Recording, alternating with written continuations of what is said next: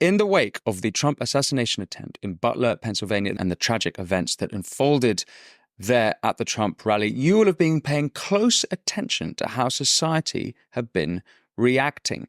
Over the last 8 years, whenever there's been a major political event, Hollywood, show business, universities, NGOs, all sorts of organizations have been going well outside of their remit to comment on what's going on. And if you did not comment, or if you expressed the wrong opinion on those things, there has been what we now know as cancel culture. This is something that I've written about extensively, and it's something that I've experienced firsthand myself. In this episode, I want to have a look at the reaction of Hollywood, of various elites, to the Trump assassination attempt, and more specifically, what happened with the band Tenacious D in Australia.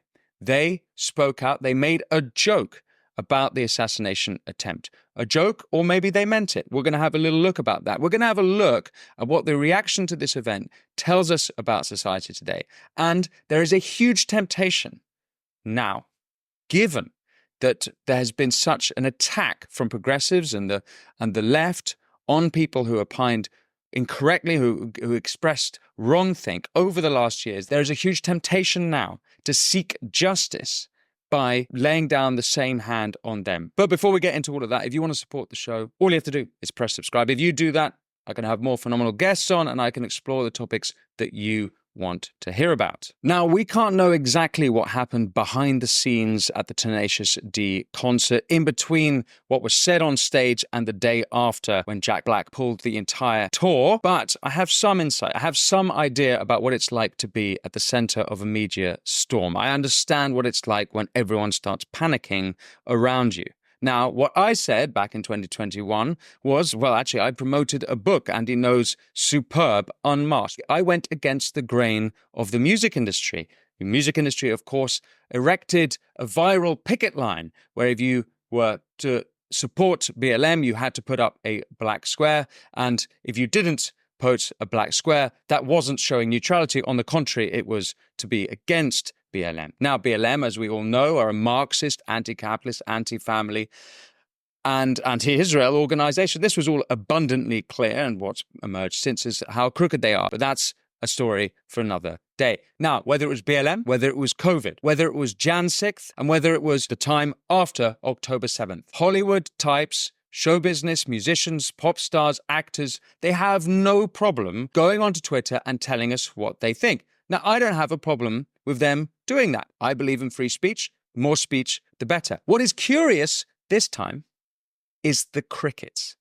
It's the silence. And their silence speaks volumes. And for important context, over the last year, some of the people who have gone against groupthink, who have gone against the grain, and who have had severe professional repercussions for perfectly legal opinions and thoughts, they include MIA, J.K. Rowling, Graham Linehan, Ariel Pink, who attended the Trump rally on January 6th, but did not attend the Capitol Hill storming. He was cancelled for something he didn't even do. There's James Dreyfus, the famous actor. There's Craig Potter of Elbow. And of course, there's Joe Rogan, who went against the government on COVID. Now, their silence is shocking, but not surprising. If you've been following this show, you know very well that political violence from the left is a feature, not a bug. There is, of course, the BLM riots, 19 people killed in the first 14 days, 25 people killed by the end of October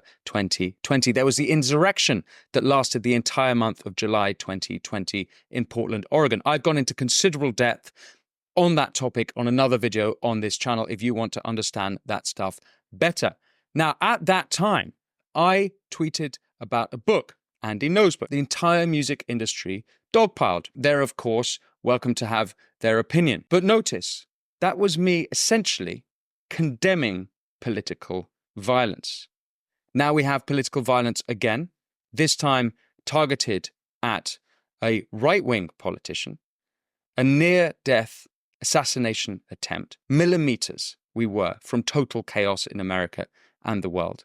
And how have the music industry responded? As I said earlier, near complete silence. Now, obviously, I'm not a mind reader. I can't tell you exactly why there was silence, but I have some ideas. And for more added context, here is how the music industry and show business have dealt and treated Trump over the last decade. So emerging from the total silence and tumbleweeds of the music industry was Kyle Gass. Kyle Gass is one half of the rock comedy outfit Tenacious D. He formed the band with Jack Black, who is also extremely famous actor and political activist. The assassination attempt was on Saturday. On Sunday, the duo had a show in Sydney, Australia. As part of a segment, Jack Black asked Kyle Gass if he would make a birthday wish. His wish was, quote, "Don't miss Trump next time." Jack Black responded with, "Thank you." For those who haven't seen it, here is the clip. Make a wish, Kate!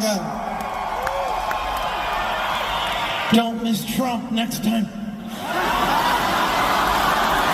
Now, overnight, we don't know exactly what happened. We don't know what happened backstage and behind the scenes. Jack Black decided to pull the entire tour. The next 6 shows they had planned in Australia and New Zealand were cancelled, which is no small thing. That would have cost them a lot. I'd be very surprised if their insurance covered it. As well as that, Jack Black put all future creative plans on hold. By the Tuesday, that's July 16th, Kyle Gass's agent officially dropped him. Jack Black published this statement on the 16th. "I was blindsided by what was said at the show on Sunday. I would never condone hate speech or encourage political violence in any form. After much reflection, I no longer feel it is appropriate to continue the Tenacious D tour, and all future creative plans are on hold. I am grateful to the fans for their support and understanding." But just for context, Jack Black's statement was made after this statement was published by the Australian Senator Ralph Babbitt. Tenacious D should be immediately removed from the country after wishing for the assassination of Donald Trump at their Sydney concert. I condemn in the strongest possible way the call to political violence by Tenacious D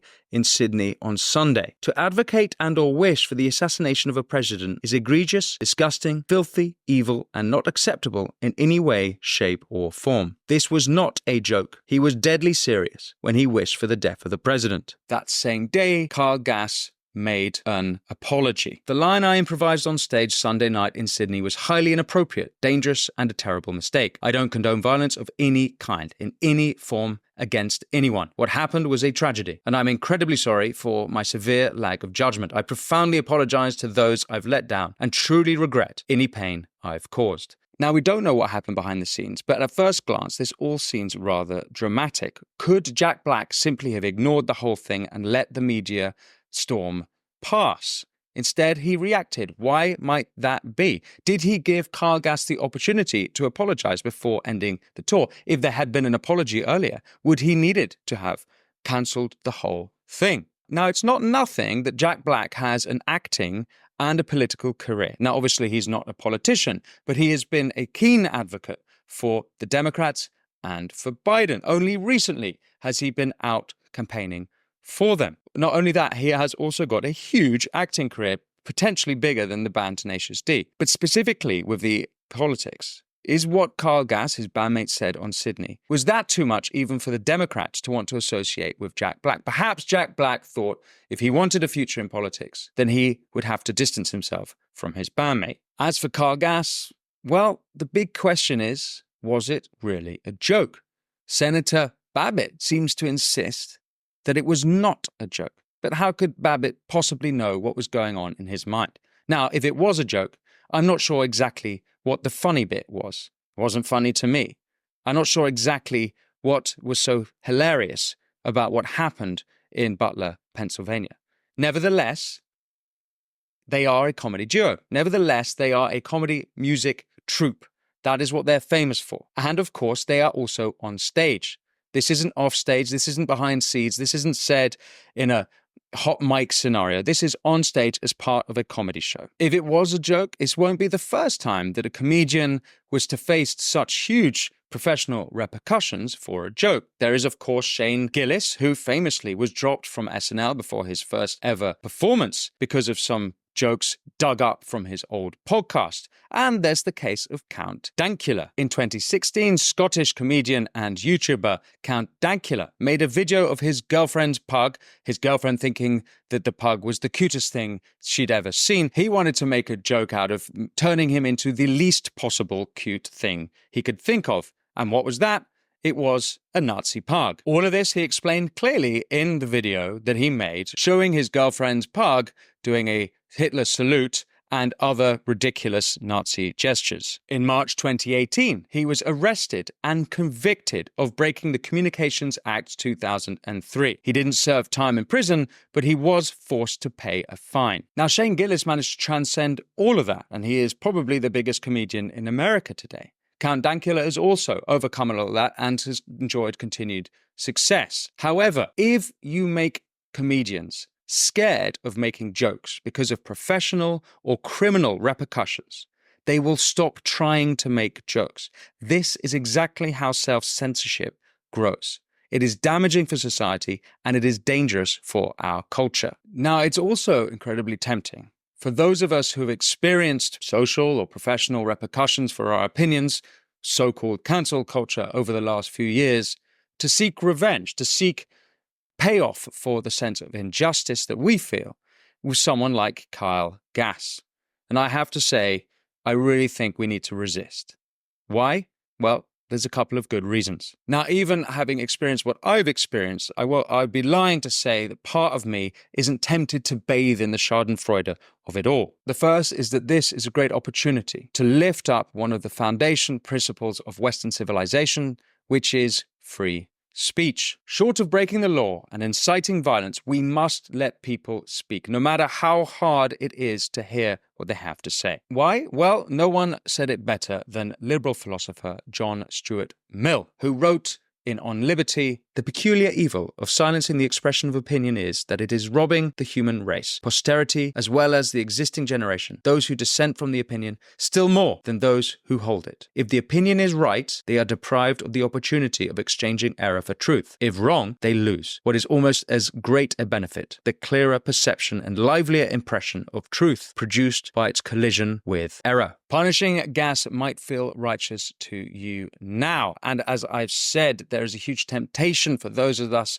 who've experienced this sort of injustice before to give them a taste of their own cordial. But it will have social consequences. We must stand by our principles of free speech. It is important to criticize what Gass said, but calling out for professional repercussion, calling out for anything further, is too far. Now, it's pertinent to this specific case, but there is, of course, the exception to free speech, which is incitement to violence. And there's different laws around incitement to violence in different countries. First, let's look at Australia, where this specific incident occurred. Incitement to violence is illegal, but for the person to be guilty, the person must intend that the offence incited be committed. Now, I remind you, Kyle Gass was on stage at a comedy music show in Australia when he said these things. Now, I can't read his mind. We don't know his heart of hearts, but it seems a stretch to think he really thought that what he said would lead to real-life outcomes. Yes, it was distasteful. Yes, the timing was terrible and ugly. And a lot of us who were very upset and angry about what we'd seen in Butler, Pennsylvania, did not take it well.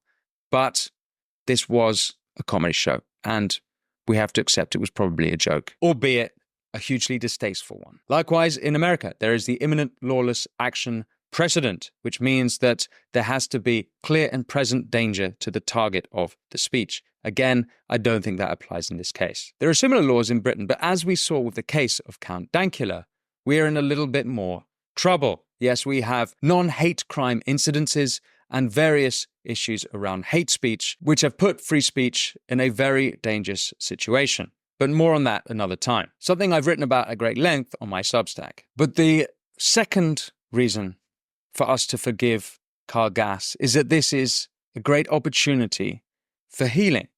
I note it is not easy to apologize. It must have taken a lot for Kyle Gass to do so, even if he's under considerable stress. This is an opportunity for us to show the other side. And even if we feel great injustice of how the other side have treated us, this is our opportunity to show them that it doesn't have to be this way.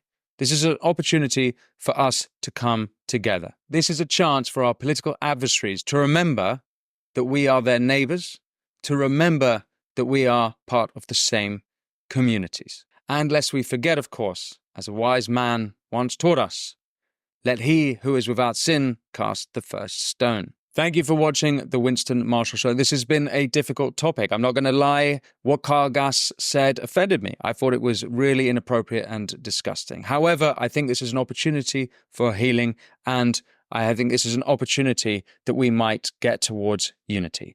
If you like this kind of content, please let me know in the comments. I am developing this show. We're only 6 months old, not even 6 months old. I've had amazing responses. I'm experimenting with different types of content. I'm very keen to know what you want to hear from me. But for now, be well.